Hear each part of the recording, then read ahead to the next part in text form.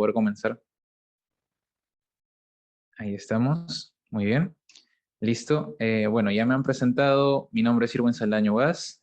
Actualmente pertenezco al Departamento de Bioinformática, que también es un departamento que fundé en el Instituto de Ciencias Antonio Brac, que tiene ese nombre, Departamento de Bioinformática y Biogeografía, porque son dos cosas que me apasionan bastante y que poco a poco estoy tratando de que crezca también este mundito pequeño que aún todavía es pequeño de la bioinformática aquí, al menos en español, en Latinoamérica. Eso lo vamos a hablar más adelante también porque es un poquito de lo que va a entrar en la ponencia del día de hoy. Muy bien, agradecido también con la universidad que nos ha invitado. eh, y pues no tengo nada más que decirles que estoy súper agradecido con ustedes. Así que sin más preámbulos, un poquito de mí, como les mencionaba también Johnny. Eh, Soy egresado de la Universidad Nacional de Trujillo, mi alma mater, 2016. Actualmente estoy estudiando un máster, pero es en educación. No es algo en bioinformática por si acaso, porque me metí también en un máster en Colombia, pero lamentablemente pues estaba muy orientado hacia el tema de negocios, así que decidí tomé la decisión muy drástica de dejarlo al inicio nada más porque pensé que iba a ser más conveniente abocarme al máster de aquí de Perú solamente. No obstante, pues yo soy un apasionado de la educación, me gusta muchísimo enseñar y lo empecé a descubrir desde que estuve terminando la universidad. Es por ello también que para el 2017 empecé a enseñar en la Universidad Nacional de Cajamarca y estuve en 2017, 2020 y el inicio de este año también. Estuve como profesor invitado, así que parte de esa experiencia que tengo es también en docencia. Y bueno, actualmente pertenezco al instituto y también soy docente ahí. Entonces, eso es lo poquito que he podido hacer hasta ahora en mi vida académica y que quiero compartirles también cosas que yo he empezado a interiorizar con el paso del tiempo y que he aprendido poco a poco. Les estoy por dejar también algunas referencias para que puedan aprender un poco más sobre ello y puedan profundizar en estos temas, ¿sí? Muy bien. Para esta ponencia, que por cierto voy a retroceder para leerles nuevamente el título, es Análisis de datos con R y diseños experimentales para estudios biológicos. Entonces, tenemos dos cosas acá, diseños experimentales y análisis de datos, y por ahí entra el tema de R también. Así que, para comenzar con esta secuencia, lo primero que les voy a hablar es acerca de tres claves de cualquier estudio. Esto tiene que ver con la parte de diseño, ¿sí? Y estas tres claves de cualquier estudio no es que yo sea un gurú y que les vaya a comentar, sino que es algo que siempre se menciona, que cualquier asesor de tesis, como yo también he coasesorado algunas, he tenido que adiestrarme con esto para poderle brindar esa información. De igual manera, seguro sus asesores les han dicho alguna vez, alguna persona que los esté llevando en este rumbo de la investigación, también probablemente les ha mencionado. Pero son tres cosas importantísimas, ¿sí? Vamos a ver una por una. En primer lugar, cuando ustedes hagan investigación científica, siempre deben de ir a pensar en el tema de que su estudio tenga que ser lo más aleatorizado posible. Aleatorizar significa hacer que las cosas sean de alguna manera no direccionadas por ustedes y que cuando ustedes tomen su muestra, esa muestra sea, digamos, totalmente al azar, que ustedes no tengan forma de saber qué cosa que le estén tomando, ¿sí? Eso es prácticamente aleatorizar. Hay muchos tipos de aleatorización, se puede,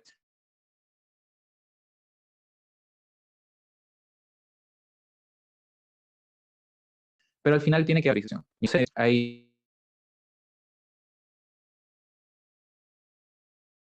y amo con esto bastante, es poco probable encontrarse con una muestra lo suficientemente grande que permita hacer aleatorización. No obstante, se puede jugar todavía con esos conceptos lo más posible porque al final esto nos estaría dando una certeza de que la muestra que estamos tomando sea lo más representativo posible de toda la población que estamos evaluando, ¿sí? Para el problema que es en específico que estamos evaluando. Así que es importante hacer aleatorizaciones.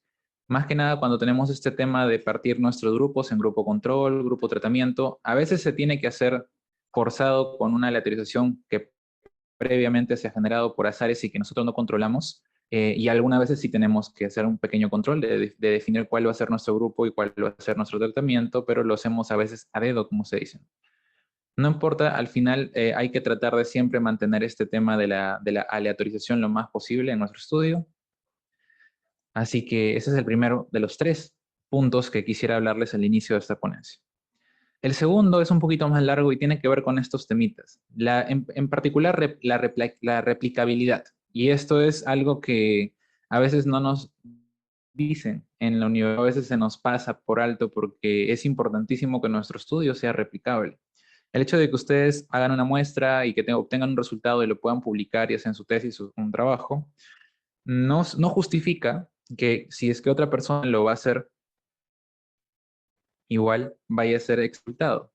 Es más, es muy poco probable que el resultado sea perfectamente el mismo. Siempre va a variar nuestro p-valor, si es que hablamos de p-valores porque hay mucho, digamos, criterio atrás, una lucha sobre el p-valor para que ya sea sacado, digamos, de la parte de la toma de decisiones en cualquier estudio, o tomado con pinzas más que nada, no más que sacado. Pero bueno, van a variar cositas, van a variar los parámetros, siempre varía, por más que tú seas la persona que esté evaluando nuevamente, que reduzcas lo más que puedas el error, siempre va a haber una variación.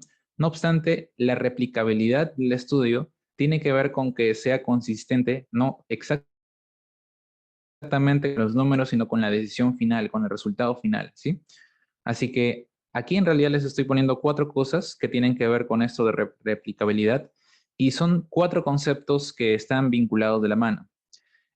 Acá les estoy dejando los links siempre en la parte inferior. Al final ustedes van a recibir esta ponencia en diapositivas, así que van a poder entrar haciendo clic sin ningún problema. Pero para mencionarles, en esta página web ustedes van a poder encontrar qué significan estas cosas. En principio es esto. Ustedes tienen datos y ustedes tienen como la misma base de datos, o mejor dicho, muy perfectamente igual para que sea la misma casi base de datos y hago una análisis posible, según la metodología del estudio, mi estudio es reproducible, ¿bien? ¿Sí? Si yo tomo la misma base de datos y hago un mismo estudio con mismo análisis, pues es reproducible. Perfectamente la base, ¿ok? Y yo le hago el mismo análisis, es decir, me voy nuevamente a la parte de campo, al laboratorio, tomo nuevos datos y le aplico el mismo tratamiento estadístico, al final mi estudio es también replicable. Entonces, la reproducibilidad y la replicación, la replicabilidad son 2 conceptos que hay que tomarlos diferente, ¿sí? Yo puedo publicar mi base de datos, alguien puede tomar la data, analizarla, porque es lo mismo, misma data, mismo análisis, y va a ser reproducible en un estudio, pero no necesariamente replicable, ¿ok? La replicabilidad tiene que ver con cuán efectivo ha sido su elección estadística para que al trabajar con el mismo análisis y una base de datos que tenga las mismas características, pero no sea aplicable a su estudio. Luego tenemos la misma base de datos del estudio, aquella que publicó el investigador, pero le aplicamos una vía de análisis diferente. Cuando eso ocurre y mi resultado es consistente, igual al otro análisis que hice, se habla que el estudio es robusto, ¿ok? Entonces, es la misma base de datos analizada por varias vías. Si converge el resultado, mi resultado indica que el estudio es robusto, ¿bien? Y lo último sería la generalización. Si mi estudio es generalizable, y esto es lo que más las personas quieren, ¿no? Porque normalmente trabajamos con nuestros estudios para que nuestro resultado sea aplicado no solamente a mi muestra, sino a una población. Entonces, queremos que sea generalizable. Eso implica que si yo ya hice un protocolo de toma de muestras y ya está todo estandarizado perfectamente y a alguien se le ocurre tomar una muestra siguiendo mis mismos pasos, ¿ok? Y a la vez también aplicando una vía de análisis diferente a la que yo apliqué, si esto converge con mis resultados, mi estudio es generalizable. ¿Por qué? Porque son nuevas data, nueva base de datos y nuevo análisis que converge con los mismos resultados que yo obtuve, ¿sí? Entonces es importantísimo que tomemos en cuenta estas 4 cosas y que tratemos en la medida de lo posible ser al menos replicable y reproducible. Si mi estudio es robusto, perfecto, mucho mejor. Es más, si tienen las 3, excelente. Ahora, la generalización del tamaño de porque a veces pecamos de incrédulos pensando que el N muestral pues es una cosa que lo han inventado, ¿no? Pero en realidad sí es necesario especificar un N muestral que sea lo suficientemente amplio. Yo siempre les digo, por más que las fórmulas les digan un número, traten de hacer en la medida de lo posible un poquito más, porque siempre que tengan un N mayor, esto va a generar que los estimados que ustedes generen estadísticamente tengan un error más pequeño. Esto se ve reflejado si es que hablamos de coeficiente, intervalo de confianza, perdón, de los coeficientes, en un intervalo de confianza más chiquito, más constreñido, de tal manera que supuestamente varíe poquito su coeficiente. Pero recuerden que todo esto está vinculado con el tema de p-valor, que es,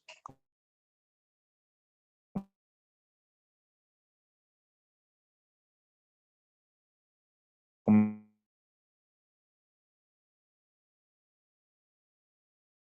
les digo, discutible. Porque se nota de qué estamos hablando. Acá nos ponen unas barras verticales donde separan la base de datos, ¿no? Por ejemplo, misma base de datos,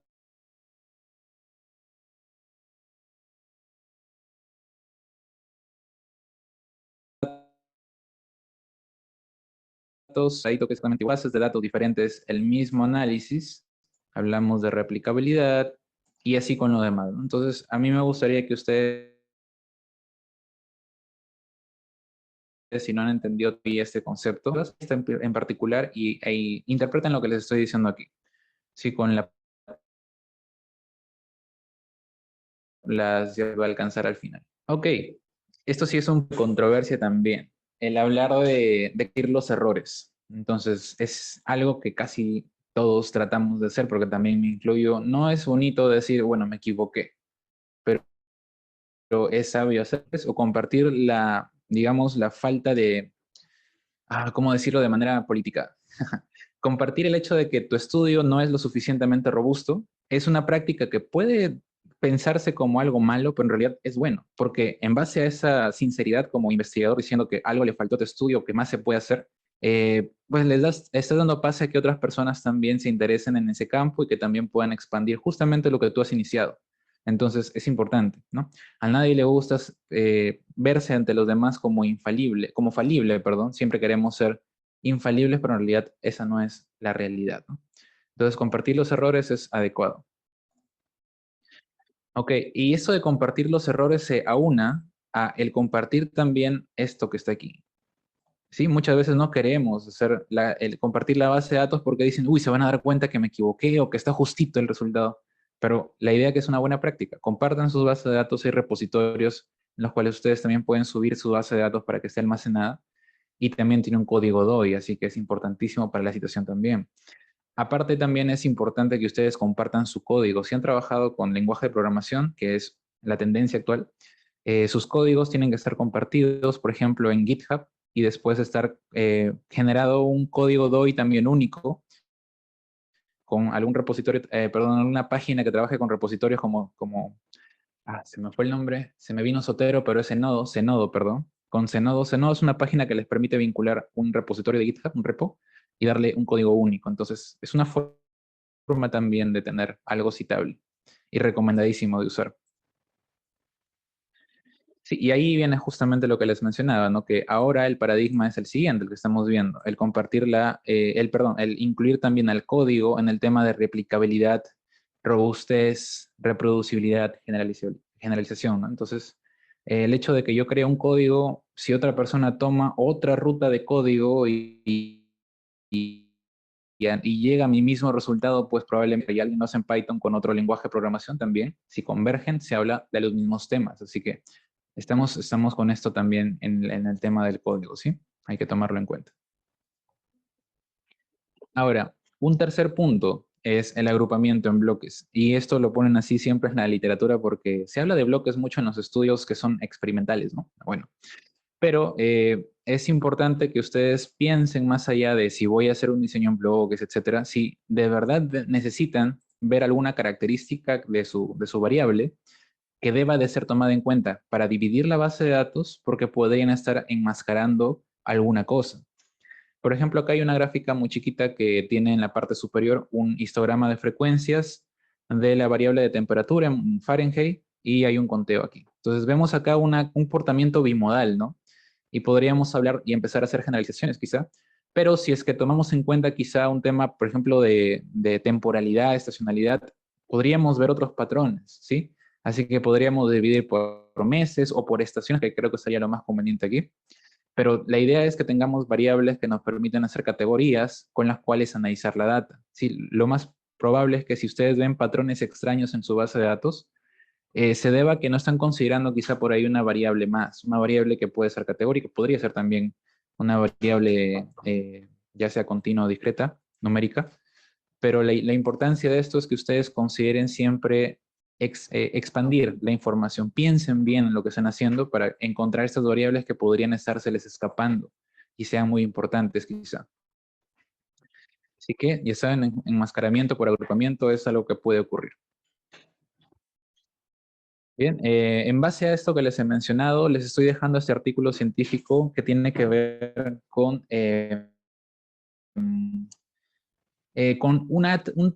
digamos, una estandarización que están tratando de generar acerca de los estudios que tienen que ver con generar bloques, ¿no? Pero esto está muy orientado hacia las ciencias ambientales y sociales. En realidad no tiene un foco único, sino que lo han abierto para todas estas dos ciencias.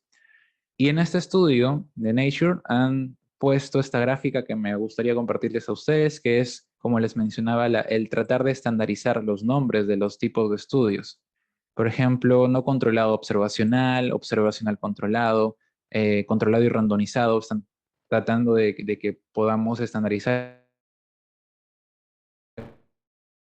esto y sacar por un impacto. Por ejemplo, acá lo mencionan como control y por grupo y menos subtipos o los tipos de diseños que se estarían generando y las estimaciones al final que uno podría tener. Entonces, les invito, porque empezar a hablar de todo esto uno por uno se nos va a ir la tarde y estamos quizá un poquito con el tiempo lo más justo posible. De todas maneras, si alguien quiere hablar sobre esto, pues les invitaría a que nos pregunten al final de la sesión. De todas maneras, este artículo les invito a que lo lean. Está el link justamente aquí abajito, le pueden dar clic después y les va a llevar a la página. Es un artículo abierto, así que lo pueden leer sin problema. Bien, ahora sí, ya habiendo dejado de lado estos tres pequeños puntos a tratar para todo estudio, vamos a hablar acerca del diseño de experimentos o el Design of Experiments, que en inglés es DOE o DOE. Y este DOE es parte de lo que uno podría hacer con cualquier diseño de estudio, ¿no? Entonces yo podría tomar esto como un paso a paso, no solamente para un estudio de sociales, un estudio de biología, un estudio ambiental, no, en general es aplicable para todo, ¿no? Ahora, hay incluso creo también librerías que nos permiten trabajar un poquito, no librerías, perdón, hay softwares que nos permiten trabajar esto esquematizadamente. Hay un montón en realidad. Y por ahí he visto algunos en internet que están incluso publicitándose a través de YouTube, dándote a entender que puedes seguir este paso a paso con sus programas. Puedes comprar el programa, puedes tener simplemente tu libreta y anotar, pero al final la idea es que sigas los pasos y lo más recomendado es que hagas eso. Estamos dividiendo entonces esto del diseño de experimentos en tres partes, en la parte de planeamiento, en la parte de diseño, en la parte de análisis, ¿sí? Entonces, para planeamiento tenemos dos pasos, que sería la descripción y la definición de modelo tentativo, si son dos cosas. Para diseño tendríamos la parte propia del diseño de experimento y también por ahí hay una parte que le he puesto con un azul medio diferente, un azul más oscuro, porque si bien lo incluyen mucho en el tema de diseño, la colecta de datos es una parte única, en realidad podría incluso ser un cuadradito más acá al costado, ¿sí? Único y aislado, por así decirlo. Pero en realidad es importante que es el cuarto paso, ¿no? Después de diseñar, yo ya hago mi colecta, luego paso al modelamiento, teniendo en cuenta lo que yo había ya definido en los pasos de planeamiento, yo tomo mi base de datos, ok, que el diseño ya lo tengo perfectamente, yo colecté la base de datos, tengo la forma de análisis porque ya lo pensé anteriormente, ok, y luego es ahí donde hacemos la aplicación de modelos y pues nos pasamos un poquito más allá si es que el estudio lo requiere. Vamos a ver paso por paso uno de estos puntos. Hablemos primero de la descripción, ¿sí? La descripción en un estudio siempre implica que ustedes definan al inicio cuáles son primero sus objetivos del estudio y en base al objetivo empezar a generar la lista de las variables que ustedes puedan tener en juego. Y estas obviamente va a ser una variable dependiente que a mí me gusta mucho llamarle variable respuesta, ¿sí? La variable que es aquella que yo quiero identificar en mi modelo como la variable que va a ser predicha, ¿sí? La predicha, la y, la dependiente, como quieran decirlo. La respuesta para mí. Entonces, esta es el paso donde yo defino cuál es mi variable y defino cómo la voy a medir. Ahí es donde yo siento las bases de mi estudio, básicamente. Luego debo de pensar en qué variables estarían siendo las que me generan variabilidad en esa variable respuesta. Quiero ver cuáles de ellas estén vinculadas ahí. Entonces pienso y en base a la parte teórica, mi experiencia, por ejemplo, en el campo, yo podría decir, ok, estos son el set de variables que podrían estar relacionadas con la variable respuesta y me estarían generando una variabilidad ahí. Esas se llaman variables X, independientes, pueden ser tanto del tipo factor como del tipo continuas o discretas del tipo numérica, pero la idea es que sean variables que estén asociadas. Esas yo les llamo también, y es muy recurrente que en los libros también lo pongan así, como variables explicativas. Van a explicarme la variabilidad de la variable Y, o de las variables Y si su estudio tiene más de una. Ok, entonces esa es la parte que primero debemos definir en todo estudio, la descripción inicial. Bien, ahora pasamos al punto 2, la definición del modelo tentativo, y aquí es donde muchos entran en este caos de no saber qué hacer con sus variables. Es decir, a veces nos entrenan en la universidad hasta cierto punto, si bien no recuerdo, por ejemplo, en mi universidad enseñan la parte lineal bastante, ¿sí? Hacemos, en tanto en estadística descriptiva, pasamos después a estadística, bioestadística, en la cual aplicamos modelos lineales principalmente. Y muchas veces como estudiantes nos quedamos ahí encasillados en esos modelos que nos enseñaron, quizá porque nuestra tesis la planteamos con alguno de ellos y no experimentamos más allá la estadística, ¿no? Y en realidad hay una gama enorme de modelos y hay muchísimos, de tal manera que uno no debe de forzar que sus datos encajen en algún modelo, sino hay que encontrar el modelo que sea más adecuado para la base de datos que tú tengas. Así que la idea no es andar transformando variables lo más que puedas para que encaje en la normalidad, como siempre quieren la bendita normalidad, ¿no? Pero hay que tratar de siempre de ver la base de datos y tratarla con docilidad, como se dice, ¿no? Tratar de encontrar cuál es lo que mejor se encaja con esa base de datos, ¿sí? Sin tratar de modificarla lo más posible. Perdón, lo menos posible, tratando de modificar lo menos posible. Si se puede evitar, perfecto. Ahora, por ejemplo, cuando hablamos de modelos, acá les he puesto formulitas nada más, pero acá los nombres pues son muy sencillos. En realidad este es un modelo muy, muy clásico de la regresión lineal simple. Yo tengo una variable X, mi variable explicativa, que va a tratar de explicar mi variable respuesta Y, ¿sí? Este movimiento, ¿ok? Ahora, este es un modelo de regresión lineal simple. También podría ser una ANOVA de una vía, ¿sí? Una ANOVA de una vía no deja de ser un modelo lineal, ¿ok? Solamente que la variable explicativa es una variable de tipo categórica, es un factor. En una regresión simple, la X vendría a ser cualquier medida, cualquier medición. Es decir, un número, una variable de números con decimales, ¿no? Y aquí trataría yo de explicar esa relación, ¿no? Pero como les digo, la ANOVA no deja de ser un modelo lineal, ¿ok? Entonces, modelo lineal y ANOVA estarían por aquí. Ocurre también que a veces la respuesta no es perfectamente lineal y uno tiene que hacer gráficos exploratorios para poder saber si es que su respuesta es enfrentando, por ejemplo, una variable X en numérica continua con una variable Y numérica continua, saber si es que hay una relación lineal es hacer un gráfico de dispersión de puntos, un scatter plot, como dicen en inglés. Si, por ejemplo, hago mi scatter plot, acá vamos a dibujar, y encuentro que los puntos están haciendo una especie de nube, estoy tratando de hacerlo lo más rápido posible, que de repente tiene una subida y ven este tipo de nube. Yo no voy a pensar ni loco que esto va a ser posible ajustarlo con un modelo lineal, una recta, porque estaría subestimando y sobreestimando bastante los valores en diferentes puntos de la recta y no es adecuado. Para este tipo de modelo o de dispersión de puntos, uno podría pensar en hacer un ajuste del tipo, en este caso, cuadrático, por ejemplo, ¿sí?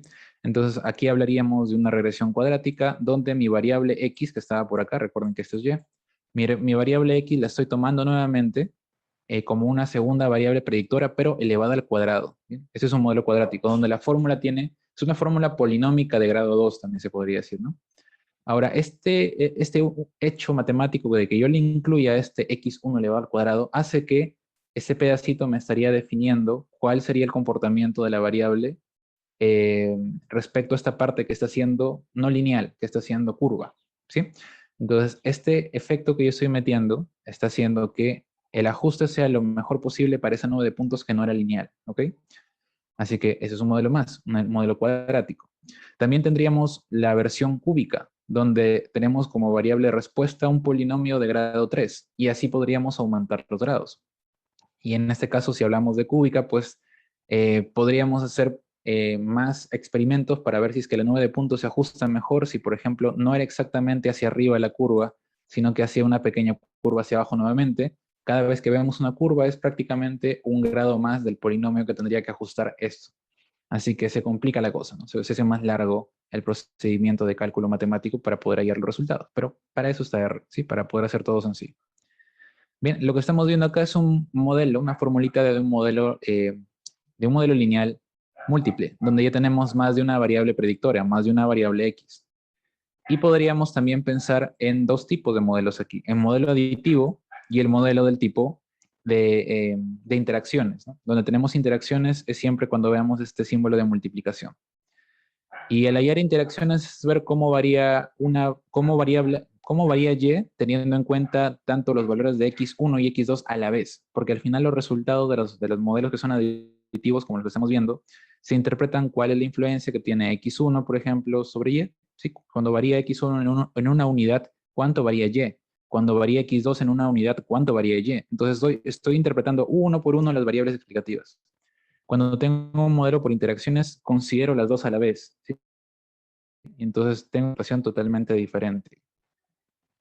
De tal manera que si es que hablamos de esto, nos vamos a pasar nuevamente toda la tarde hablando solamente de modelos, pero es importante que ustedes tengan en cuenta cómo es la relación, a eso voy, a cómo es la relación entre sus variables. Principalmente, tener una variable y empezar a hacer gráficos para ver cómo se relaciona con las variables explicativas que yo tenga y ver si es que alguna de estas requiere que haga algún ajuste, digamos, que no sea lineal, ¿no? O simplemente podría trabajar con modelo lineal sin ningún problema.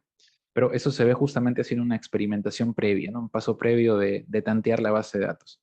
Es más, esto lo podríamos hacer con bases de datos previas que ya existan sobre mi tema o simplemente pensando en cuál es digamos, las variables que yo tengo, cuál es su naturaleza. ¿Sí? Yo nunca podría pensar, por ejemplo, hacer un modelo lineal, ya sea, por ejemplo, múltiple o ya sea simple, si es que mi variable de hasta la y es binomial. No podría hacer un modelo lineal clásico. Tendría que hacer un modelo GLM para eso, ¿sí? Entonces, uno puede pensar basándose en la teoría, basándose en los papers o en las publicaciones que ya existan, para saber cuál es la relación que habría entre esas dos variables, sin dar una especie de piloto. Depende de ustedes en realidad, para poder saber cuál es la real relación entre las variables. Muy bien. Ahora, si queremos hablar de modelos, ya no solamente de la fórmula, sino de modelos, pues podríamos hablar desde modelos muy sencillitos de la estadística básica, como por ejemplo la comparación de grupos de medias, por ejemplo, en dos grupos hacemos una prueba de tesis paramétrico, si no es paramétrico, trabajamos, por ejemplo, con la prueba de Wilcoxon, y así con los demás, ¿no? También tenemos parte no paramétrica y paramétrica para la comparación de tres grupos a más, que son los ANOVA, prueba de Pascal-Wallis, por ejemplo, hacer el modelo lineal, un modelo generalizado lineal que es GLM, acá perdónenme porque les he puesto LM nada más, debería ser aquí, GLM, el modelo generalizado lineal. Sí, y la función, perdón, acá les estoy poniendo yo funciones de R por si acaso. La función de R con la que saco este análisis, pues es t.test. La función de R acá sería NOVA, también hay otra que es A o B, ¿sí? A o V. Modelo lineal, el GLM también con minúsculas sería la función para calcular eso en R.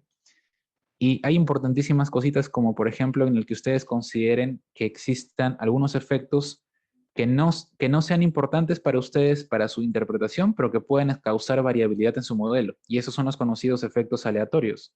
De tal manera que si yo tengo efectos fijos que yo tengo importancia sobre ellos, quiero interpretarlos, y a la vez en mi modelo tengo efectos que yo no quiero saber su interpretación, solamente quiero usarlos en mi modelo, que se llaman aleatorios, como les digo, sería tomando los dos a la vez. Y haría con esto un modelo de efectos mixtos.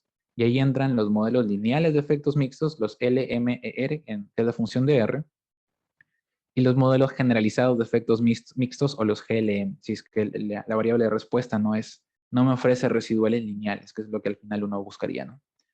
¿Ok? Entonces tenemos para todo. Cada vez que hay una variación pequeña en mi resultado, en mi base de datos, yo no tengo que tratar de forzar un estudio. Si se dan cuenta, hay muchísimas formas de analizar los datos, así que tratar de encontrar lo mejor y lo más adecuado para mi base siempre va a ser lo mejor para ustedes. Pasarnos, por ejemplo, a hablar de modelos no lineales es un tema súper amplio. También trabajar, por ejemplo, con modelos robustos, hablar de estadística bayesiana, dejar de lado la parte estadística básica o clásica, perdón, y pasar, por ejemplo, a hacer análisis del tipo Machine Learning para agrupamientos, para, por ejemplo, encontrar patrones que estén ocultos en la base de datos, etcétera, ¿no? Y esto es muchísimo. La estadística es súper amplia, como les digo. pero implica que de alguna manera nos agenciemos de toda esta información.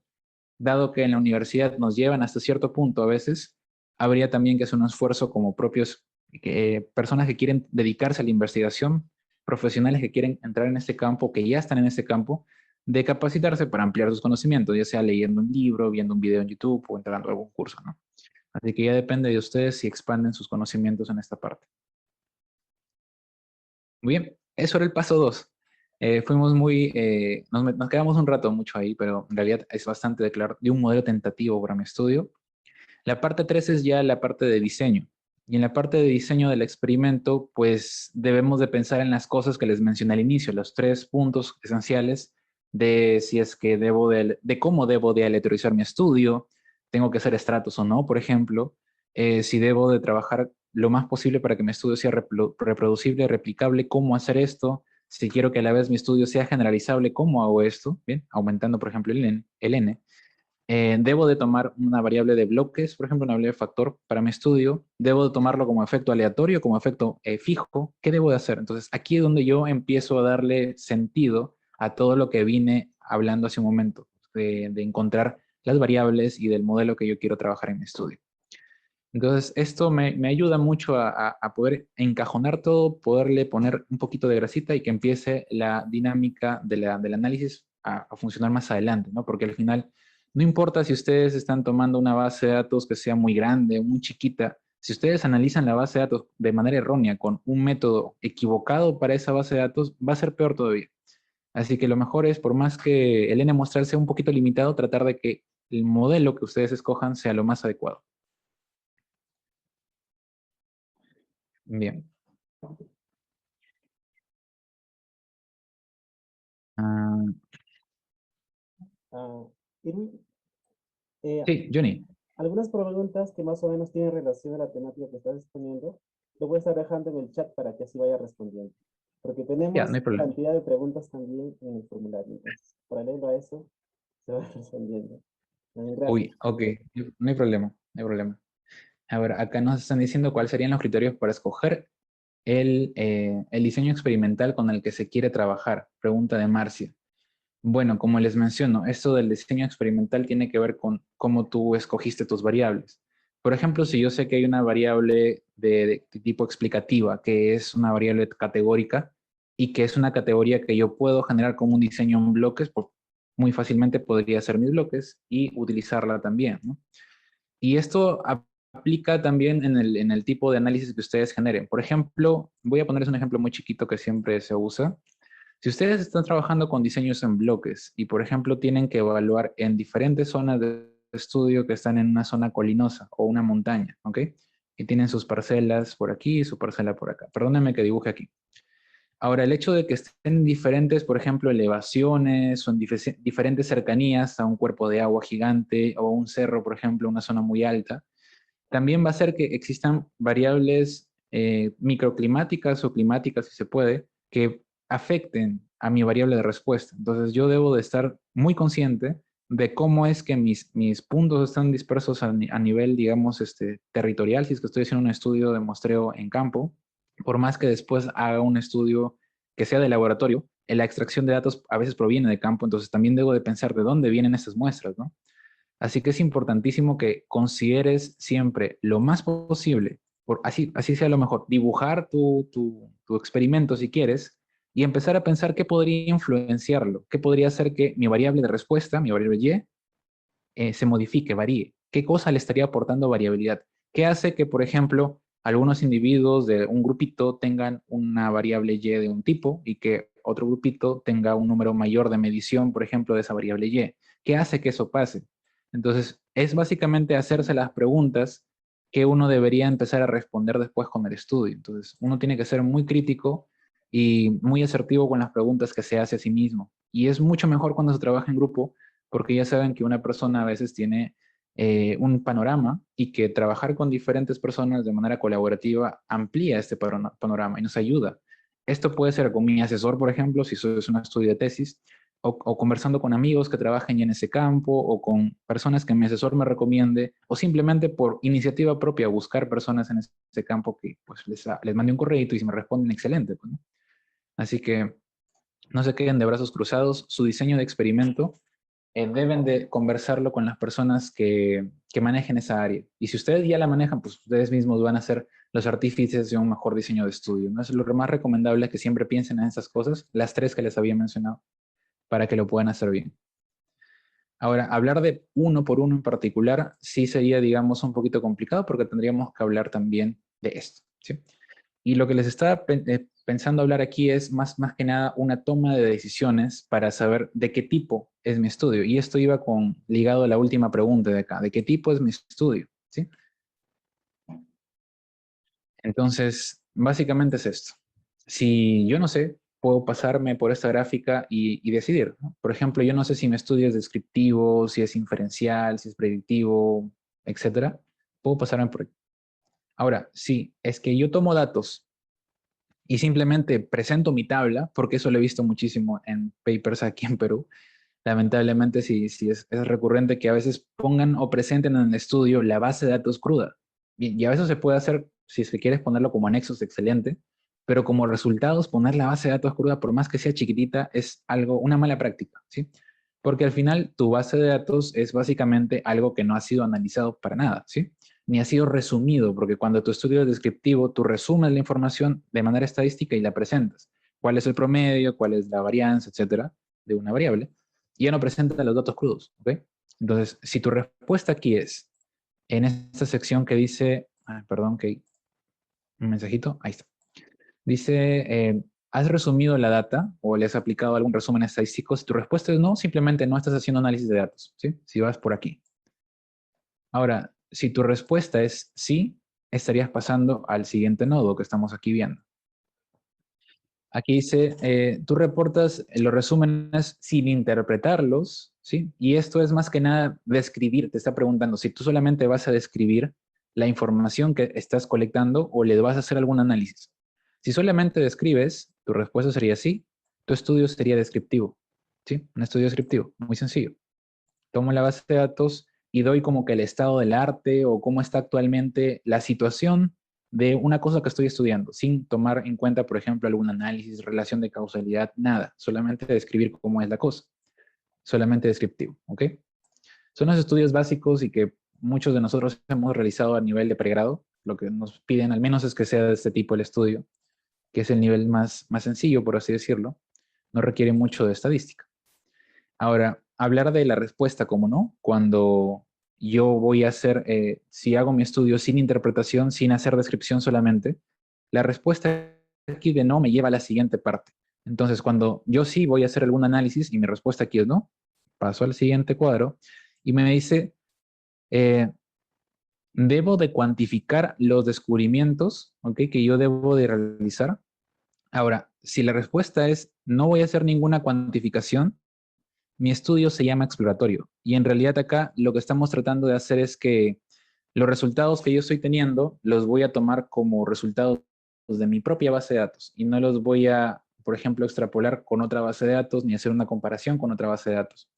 Muchas veces nosotros explicamos relaciones, etcétera, y de alguna manera estamos tratando de hacer algo exploratorio nada más. Por ejemplo, como les mencionaba, no solamente dar un resumen estadístico, sino empezar a hacer interpretaciones de esta información. Ahora, si ustedes interpretan su estudio exploratorio perfectamente, eh, y básicamente lo que están haciendo aquí es pasarse a la siguiente parte, ¿bien? Con esta sección que nos dice, estás tratando de hacer algún resumen de los promedios, por ejemplo, que afectan una variable a la otra. Y la cuestión aquí está que, si se dan cuenta, esta información nos está llevando hacia estudios más complicados, más complejos. Ahora, si la respuesta es no, acá te pregunta si estás tratando de predecir de manera individual los resultados, las mediciones, ¿no? Si tu respuesta es no, lo que estás haciendo es un estudio inferencial. Estás trabajando a nivel de solamente inferir relaciones, ¿ok? Sin embargo, cuando lo que estás haciendo es tomar, por ejemplo, nuevas mediciones, nuevos individuos y tratar de hacer alguna predicción con ellas, tu estudio es predictivo. Es decir, si yo tomo mi base de datos única, la que he evaluado, y empiezo a hacer las inferencias con ella, y nada más, yo me quedo hasta aquí y digo, bueno, mi estudio es inferencial, ¿bien? Ahora, si es que ustedes toman la base de datos y aparte de su estudio, con su propia base de datos, toman una nueva base de datos que en su estudio no hayan analizado, puede ser que la hayan tomado ustedes mismos también, pero es una nueva base, ¿ok? Y con esta nueva base trato de validar lo que hice con mi modelo que estoy creando en mi estudio y obtengo que los resultados son, por ejemplo, buenos y que me está prediciendo perfectamente algo, mi variable Y, mi estudio es predictivo, ¿sí? Y aquí entran, por ejemplo, modelos del tipo regresión de logísticas, donde mi variable de respuesta, que es binaria, yo puedo generar un modelo que al final, con las variables explicativas de nuevas observaciones, poder predecir si esas observaciones son una categoría de las dos, si son sí o no, presencia, ausencia, etcétera, enfermo muerto, perdón, vivo muerto, enfermo sano, etcétera, ¿no? Entonces, hay muchas cosas que se pueden meter en este mundo dicotómico que pueden ser predictivas. Y esto está vinculado también, por ejemplo, con Machine Learning, porque también hay muchos algoritmos en el Machine Learning que nos permiten hacer predicciones, ¿no? Así que, básicamente es por ahí la cosa. Ahora, esto es ir un poquito más allá en la parte filosófica, hablar de si nuestro estudio es determinístico o no, nos lleva a ver si es que nuestro estudio, esto es un estudio más complejo, como les digo, hablar si es que estamos mencionando de estudios causales para determinar si es que nuestro estudio no es determinista, a encontrar cuál es la causalidad de un evento, por ejemplo. Y un último estudio que estamos viendo aquí, del tipo mecanístico, son estudios bien complejos, porque al final les he puesto una grafiquita para poder entrar en ese campo que es un poquito, poco tocado en realidad, y justamente es aquí. Si es que mi estudio no es determinístico y es causal, por ejemplo, yo puedo al final encontrar la correlación que hay entre la posición, digamos, la fuerza que tenga, o la posición y el tiempo, en este caso de este saltamontes, y hacer una predicción. ¿Bien? Yo puedo irme por acá, puedo hacer una predicción simplemente yéndome por la otra rama que les había mencionado, y ya, y con eso sabría que en base a esta información, si es que en modelo lineal, el saltamontes estaría por aquí, si es que predigo su posición para después. No obstante, los modelos mecanísticos no toman solamente en cuenta esto, sino que adicionalmente empiezan a meter variables que uno deba de, digamos, de tomar en cuenta para que nuestro resultado sea casi pegado a la realidad. Por ejemplo, sabemos que el saltamontes no siempre se va hacia arriba, siempre por tema de gravedad o por resistencia al viento, va a haber algún movimiento que empiece a hacerlo caer después, ¿no? Solo para este estudio así muy chiquito, el considerar esas variables que puedan ser muchísimas, no solamente estas dos, porque ese tipo de estudios trabaja con inteligencia artificial, es encontrar cuál sería prácticamente el patrón exacto en el cual se estaría generando este movimiento. Y aquí entra mucho el tema, por ejemplo, predictivo con Machine Learning para lo que estamos viendo ahorita de lo que son los carros autónomos, ¿no? Estos tipos de autos trabajan con modelos mecanísticos por dentro para poder identificar cuál sería la posición de las personas, de los dos carros, etcétera, para poder conducir seguros, ¿no? Son estudios muy complejos y a veces no llegamos hasta ese punto en algunas ramas, así que simplemente se menciona, ¿no? Igual, de todas maneras, la información les estoy por ahí siempre tratando de dejar con links para que puedan ustedes revisar esta base de datos, estos papers y simplemente pues amplíen su información. Aquí lo que podemos decir es un poquito limitado también, así que depende mucho de ustedes, si amplían o no. Cuarto punto. El cuarto punto es una sección que es la colecta de datos y básicamente aquí en la colecta de datos no tengo más que decirles, ¿sí? Así que acá les he puesto un par de memes. Solamente hay uno más hay uno que sí quiero resaltar, que es el que está en la parte de la derecha, aquí. Aquí aparece este clásico en el que nos menciona, tú no puedes gastar tiempo colectando data si es que la data ya está colectada. Y aquí es donde entra mucho la parte de la bioinformática, porque muchas veces tenemos repositorios que ya tienen información y simplemente está ahí, que ya ha sido usada por algún estudio quizá, ¿no? Pero si tú tienes una pregunta que puede ser respondida con esta misma base de datos, ¿por qué no evitarte la colecta de datos y utilizar justamente data que ya es subida? Miren, importantísimo, si es que no tienen, digamos, los recursos, creen que su estudio puede ser realizado utilizando una base de datos subida a Internet, que es algo que mucho se hace, muchísimo, pues simplemente vayan por ese camino, ¿sí? Vayan por ese camino. A ver, aquí Johnny nos ha puesto otro comentario. Nos dice, considerando que una muestra tenga muchas variables, ¿sería aconsejable usar un diseño factorial o tratar de reducir la cantidad de variables que afecten a nuestra muestra, aunque eso origine un incremento del error sistemático? Nos comenta Alonso Romani. Ese tema de selección de variables es también un temita. Ustedes tienen muchas estrategias para poder encontrar cuáles son las mejores variables. La idea es que en cualquier modelo, excepto, bueno, por ahí algunos modelos quizá que puedan ser robustos, etcétera, a estas falencias, es que ustedes necesitan seleccionar las variables que tengan menor correlación entre ellas, ¿sí? Para, por ejemplo, hacer un modelo lineal es esencial. Si ustedes tienen que trabajar con esto, tendrían que utilizar, por ejemplo, el factor de inflación de la varianza, que es el BIF, el BIF, por ejemplo, es una de las formas para encontrar correlación. Bueno, hay muchos criterios en realidad con el BIF. Si es que encuentran que una variable tiene un valor de este BIF, por así decirlo, de 1 o de 3, perfecto. Pero si va más allá de 3, hay muchas personas que ya le ponen el pare ahí y dicen que aquellos que tengan más de 3 deberían ser retirados del modelo. Otras personas, otros investigadores que son mucho más conservadores pueden decir que a partir de 10. Pero ya depende de ustedes cuál es el punto de corte que elijan y cuál es la estrategia que elijan para determinar si es que deben quitar o poner variables. Pues al final la idea es quedarse solamente con las variables que aporten al modelo. Variabilidad que sea, digamos, de alguna manera no replicada por las otras variables. Porque si tenemos que hay dos variables o tres variables que me explican el mismo porcentaje o la misma cantidad o el mismo tipo de varianza, dentro de mi variable de respuesta, están redundando, ¿sí? Están redundando. Y a veces eso nos lleva a falsas interpretaciones correctas. Bien, entonces es muy importante lo que menciona Alonso. Eh, la idea sería esa, ¿no? Que tomes tu análisis, que empieces a ver cuáles son tus variables, que son las que más aportan y retirar las otras. Formas de hacerlo, hay varias, como te digo, el BIF. Por ejemplo, podrías hacer algo que también se aplica en la reducción de variables con este tema de aplicar un PCA y ver cuáles son las variables que más aportan al modelo utilizando las variables que aportan más a los ejes también. Es una forma, así que hay varias y puedes aplicar cualquiera de ellas.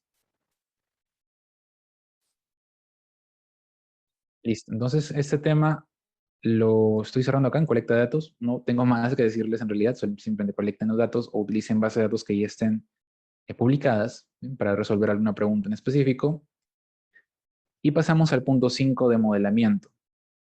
En el modelamiento es importante que tomemos en cuenta lo siguiente, esto, RStudio. RStudio en realidad es digamos, el intérprete, aquella plataforma, aquel programa que nos permite comunicarnos con la computadora en el lenguaje de programación de R. No obstante, también podemos hacerlo con Python también, con SQL. Si saben algún otro lenguaje de programación, podrían configurar su RStudio para poder también utilizarlo. Hay formas. Pero RStudio nace justamente por el tema de R, ¿ok?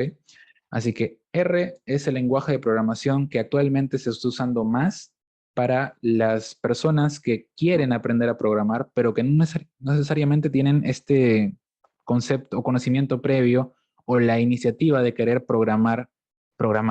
Y lo digo así, programar, porque eso ya sería, por ejemplo, utilizar un lenguaje no tan de alto nivel como, por ejemplo, no sé, hacerlo con C++, trabajar con Java o, por ejemplo, con Python, que también es la competencia de R. Ahora me van a preguntar, ¿cuál debo usar? ¿Cuál debo de aprender? ¿R o Python? Yo soy un defensor de R, así que les voy a decir que R, pero no se fíen de mí por eso, sino porque en realidad va a depender de su objetivo.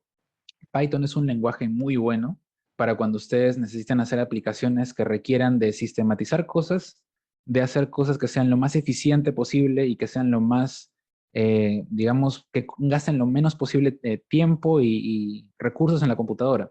Cuando van a trabajar con bases de datos masivas y saben que tienen que crear programitas que hagan estos movimientos de la base de datos lo más ligero posible. R tiene esa flaqueza, no es tan bueno para eso, ¿no?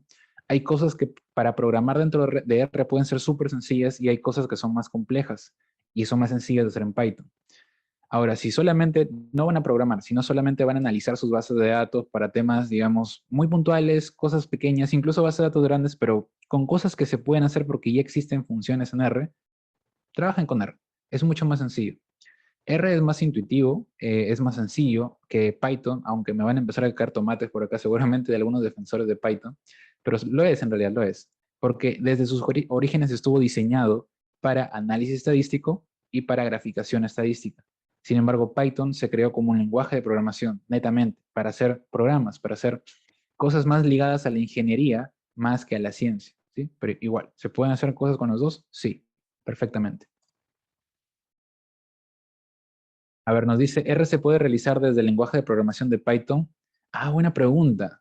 No soy usuario muy experto en Python, no te podría responder eso, pero sí sé lo contrario, que existe una librería de R que se llama Reticulate, que te permite conectar a Python con R y trabajar dentro de RStudio, tanto Python y R a la vez. Lo contrario, debe de haber la forma. No te puedo responder porque no soy usuario de Python, digamos, muy experto, así que debe de haber. Si es que hay alguien en el público que sabe, me sería perfecto que nos respondan también para poder ayudar a nuestro compañero Juan Carlos Zabaleta. Muchas gracias por la pregunta. Y sí, Power BI es otro tema. Power BI es algo que, bueno, está en crecimiento. Hay muchos programas también donde trabajan con programas de cursos, me refiero, que trabajan con Power BI. Y bueno, tienen mucha cosa que explotarle, solamente que el tema de ser de pago y todo ello, pues le corta, digamos, las alas para que pueda ser usado de manera masiva.